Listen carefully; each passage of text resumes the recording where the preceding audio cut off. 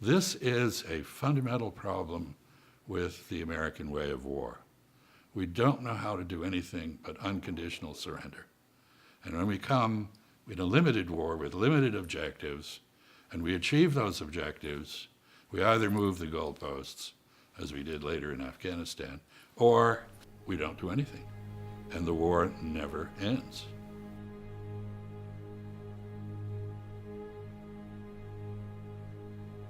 I'm Chaz Freeman. I joined the Foreign Service in December 1965. And my major goal in the Foreign Service was to avoid serving in the Middle East, which is the region that gave hypocrisy a bad name. I was in charge of Africa under Chet Crocker. I might even have been the acting assistant secretary when I got a call from George H.W. Bush. I was in Maputo, Mozambique. And I was told by him that he wanted me to represent him and the United States in Riyadh in Saudi Arabia. And he assured me that nothing ever happens in Saudi Arabia. So with that assurance in mind, I, never having considered the possibility, womped up my enthusiasm and agreed.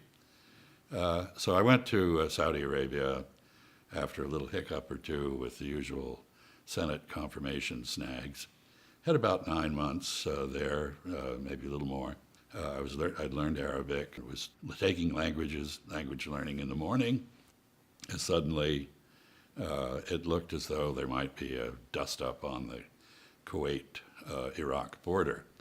And I asked my country team, because I was scheduled for rest and recuperation back home, I asked my country team whether there was any reason I should delay my leave. The only guy that said yes was the DCM, who was absolutely correct. The others all said, if anything happens, it'll be minor. Arabs can take care of it. Go enjoy yourself. Maybe they were just trying to get rid of me.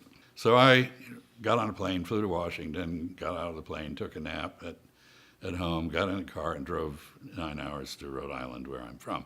I couldn't sleep, so I turned on the radio, BBC, middle of the night, and learned that, in fact, Saddam Hussein and the Iraqi army had taken Kuwait. Well, that was the beginning of 7 months of sleepless involvement in a war. Initially, 220,000 technical staff of the embassy arrived in uniform.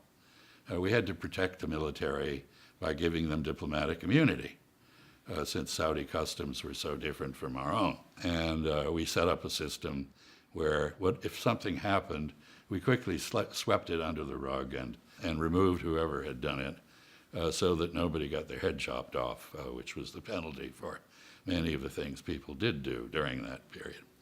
Actually, the military were extremely well behaved. Norm Schwarzkopf, who was the four-star general in charge of the Central Command, and he and I had known each other, and we had talked about just this sort of eventuality. After our meeting with King Fahd, at which he authorized the deployment of 220,000 troops, Norm and I sat down and we wrote what became known as General Order Number 1, which was no drinking, no smoking, no religious observances on camera.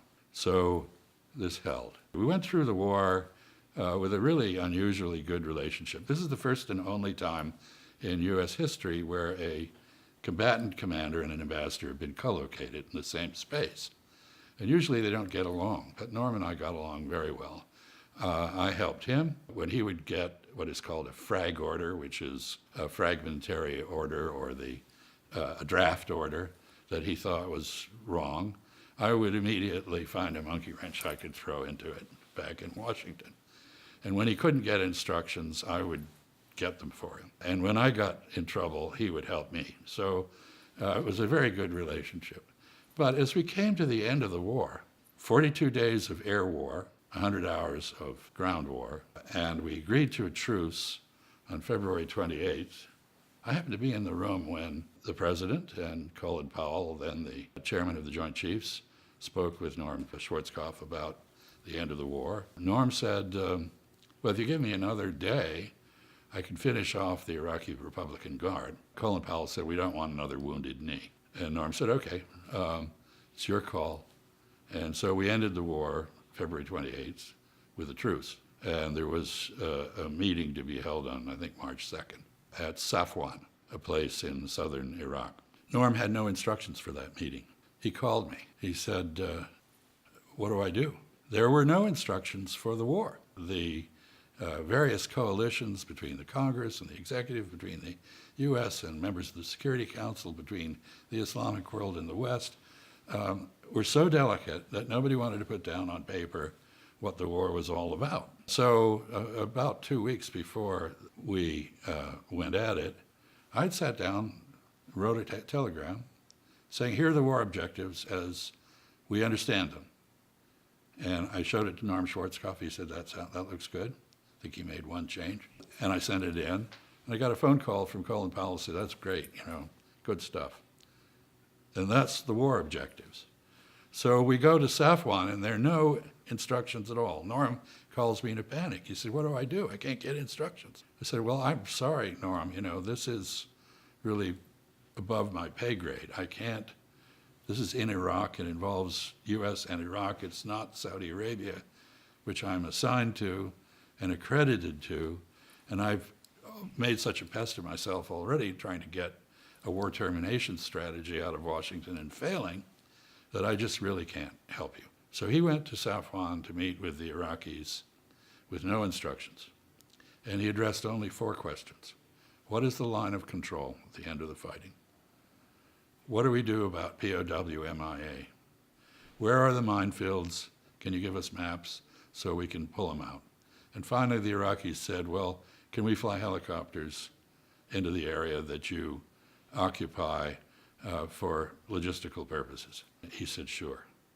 And I thought the 2 Iraqi generals in that tent must have been hard-pressed not to do cartwheels out of the tent, because they had to have expected what I had urged earlier, that they went there and they would get a statement from Norm and Khalid bin Sultan, the Arab coalition commander, that your foreign minister will report to Geneva in 3 days for a negotiation of the terms of your capitulation. No, nothing. This is a fundamental problem with the American way of war. We don't know how to do anything but unconditional surrender. And when we come in a limited war with limited objectives, and we achieve those objectives, we either move the goalposts, as we did later in Afghanistan, or we don't do anything. And the war never ends.